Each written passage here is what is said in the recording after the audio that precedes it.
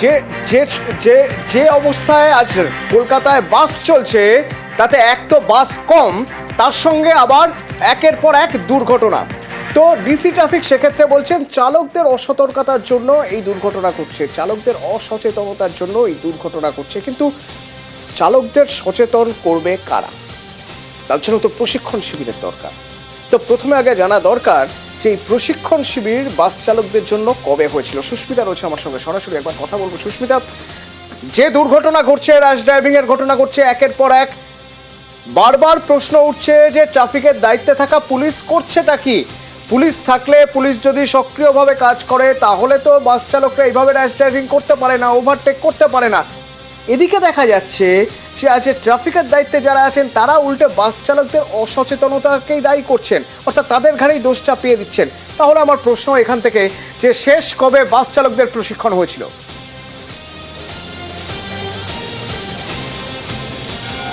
দেখো, কলকাতা ট্রাফিক পুলিশের তরফ থেকে বাস ড্রাইভার তথা চালকদের জন্য একটি ট্রেনিংয়ের ব্যবস্থা রয়েছে, কিন্তু সেই ট্রেনিং শেষ হয়েছিল 2023-এর মার্চে। তারপর থেকে সেই দুটি ট্রেনিং স্কুলে কোনো রকমভাবেই ট্রেনিং হয়নি।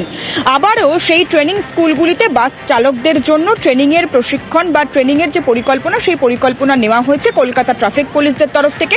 এবং আজ ডিসি ট্রাফিক তিনি বিভিন্ন বাস মিনি বাস সংগঠনের যারা পদাধিকারী তাদের সঙ্গে যে বৈঠকে বসেন, সেখানে তিনি জানিয়ে দিয়েছেন যে সমস্ত বাস মিনি বাস বা যে রুটের বাস মিনি বাস যারা সংগঠন রয়েছেন তাদের তরফ থেকে যারা চালক রয়েছে তাদেরকে চিহ্নিত করে যদি তারা একটি নির্দিষ্ট দিন ঠিক করে কলকাতা ট্রাফিক পুলিশের কাছে পাঠায়, তাহলে নিশ্চয়ই তারা বিনামূল্যে ওই দুটি ট্রেনিং স্কুলে তারা এই প্রশিক্ষণ প্রাপ্ত দেবেন।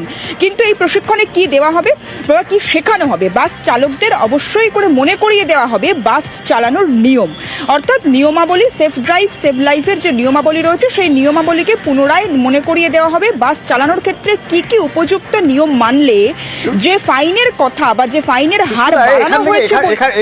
এখান থেকে একটা প্রশ্ন অবশ্যই উঠবে, তাহলে যারা চালাচ্ছেন বাস তারা কি নিয়ম জানেন না? তারা খুব ভালো করেই জানেন, কিন্তু তারা জানেন যে বজ্র আটুনি ফসকা গেরো, অর্থাৎ এই নিয়মের ফাঁক গলে ঠিকই বেরিয়ে যাওয়া যায় এবং সেক্ষেত্রেও হয়তো কোনো ন্যূনতম একটা ফাইন দিতে হয়। কোনো কড়া আইন নেই যাতে বাস চালকরা একজন আরেকজনের প্রাণহানি ঘটালে তার বদলে তারও যে বড় সড়ো একটা সাজা হতে পারে সেরকম কোনো জায়গা নেই, ধরপাকড়ের বন্দোবস্তও নেই। সেই দিকটা নিয়ে কোনো ভাবনা চিন্তা কি রয়েছে ট্রাফিকের?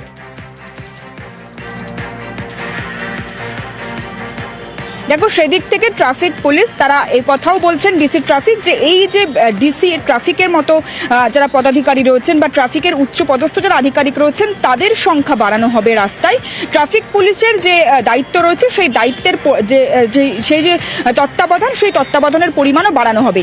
কিন্তু এতদিন পর্যন্ত রাস্তায় যেভাবে বাসের দুর্ঘটনা, বাস রেষারেষির ফলে যে দুর্ঘটনা, একাধিক প্রাণহানির হিসেবেও প্রাণহানির খতিয়ানও দিচ্ছেন আজকে ডিসি ট্রাফিক, তাহলে এই বাসের যে দুর্ঘটনা, সেই দুর্ঘটনাগুলি কিভাবে ঘটলো সে বিষয়ে আগামী দিনে ডিসি ট্রাফিক তিনি নিজে বলছেন ট্রাফিকের যারা উচ্চপদস্থ আধিকারিক রয়েছেন তাদের সংখ্যা বাড়ানো হবে রাস্তায়, এমনকি নিয়মাবলী মেনে যাতে বাস চালকরা তারা বাস চালান বা সাধারণ মানুষ যারা রাস্তা পারাপার করছেন তারাও যাতে সঠিক নিয়ম মেনে রাস্তা পারাপার করেন। নিয়মগুলো আবার নতুন করে ঝালিয়ে নেওয়া প্রয়োজন যাতে দুর্ঘটনা এড়ানো যায়, দুর্ঘটনা কমানো যায়। কিন্তু পাশাপাশি এটাও সত্যি ট্রাফিকের নিয়ম ঠিক মতো না মানলে সেই যারা